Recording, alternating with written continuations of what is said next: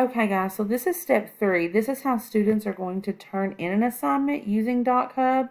So I'm here on the student view, and I'm in my classwork. So I'm going to click on my Connectives worksheet. And remember, we're opening that with DocHub.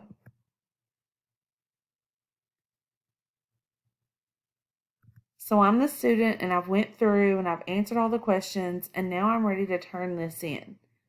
So to turn it in, I'm simply going to click this arrow up here in the right-hand corner. I'm going to click share or send. I'm going to click download and export. And you'll see right here in the center, there's a Google Classroom icon.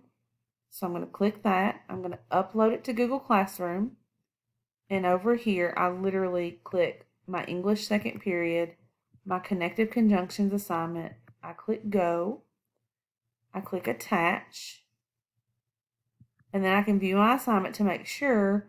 And you'll see right here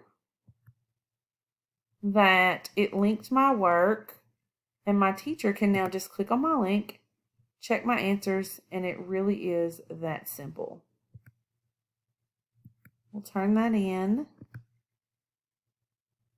and there we are.